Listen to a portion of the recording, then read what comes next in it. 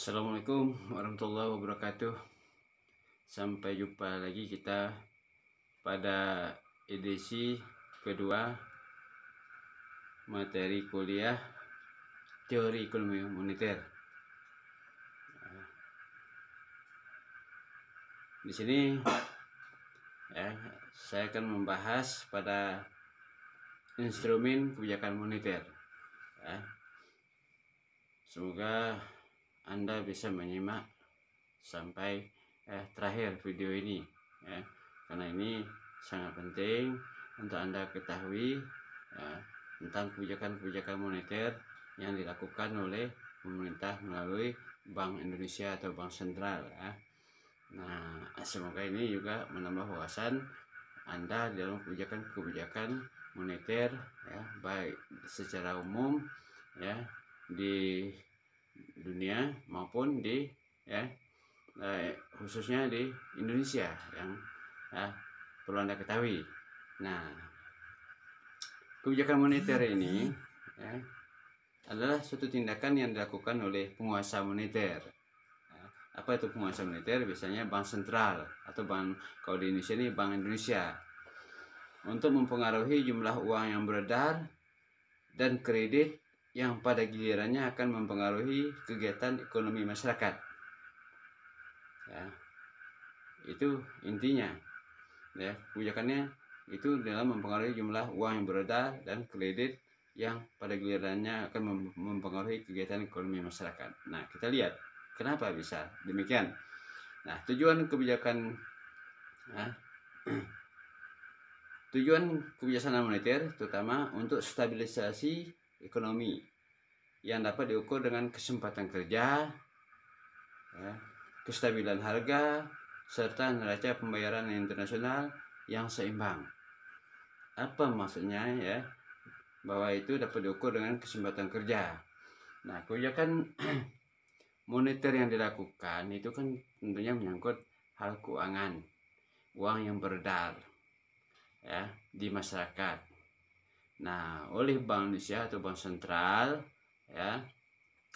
di mana kesempatan kerja ini rendah, kesempatan kerja rendah itu artinya aktivitas ekonomi itu juga rendah, Nah, oleh sebab itu pemerintah membuat suatu kebijakan uang longgar namanya, dengan cara apa? Menurunkan tingkat suku bunga, diharapkan itu supaya bank-bank umum menurunkan juga tingkat suku bunga. Nah, dengan menurunnya tingkat suku bunga, maka para pemilik modal yang menanamkan modalnya di bank, yang menyimpan modalnya di bank, dia akan menarik uangnya lebih baik diinvestasikan karena lebih menguntungkan ketimbang disimpan di bank yang dimana bunga masih rendah. Nah, itu suatu politik ekonomi, strategi ekonomi yang dilakukan oleh Bank Sentral atau Bank Indonesia. Nah, dengan para pengusaha banyak menarik uang dari bank untuk diinvestasikan, tentunya dia akan memiliki kegiatan usaha yang lebih luas lagi. Kegiatan usaha yang lebih luas itu membutuhkan lapangan kerja yang luas dan tenaga kerja yang lebih banyak. Nah, dengan membutuhkan tenaga kerja yang lebih banyak, dia akan membuka lowongan kerja, kesempatan kerja baru untuk mengisi lowongan pekerjaan yang masih dibutuhkan. Nah, dengan demikian juga akan mengurangi angka pengangguran.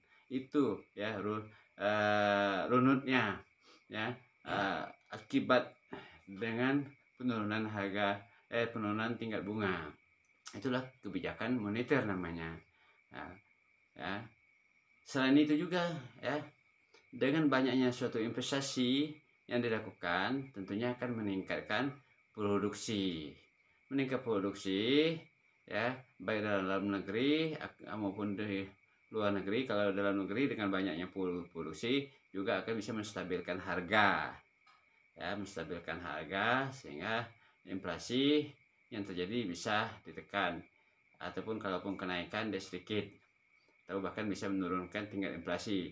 Nah, di tingkat luar negeri bisa meningkatkan ekspor, ekspor meningkat, artinya juga akan meningkatkan pendapatan pajak ekspor. Ya. Kemudian di dalam negeri juga dengan banyaknya kesempatan kerja yang diterima, ya, mengisi lowongan kerja yang dibuka oleh perusahaan-perusahaan juga akan, ya, memberikan efek kenaikan penghasilan negara dari pajak, ya, yang dihasilkan dari upah maupun gaji para karyawan yang baru itu. Nah, itu, ya, kebijakan moneter. Itu artinya kestabilan ekonomi dalam negeri yang dilakukan oleh pemerintah. Itu tujuannya, ya.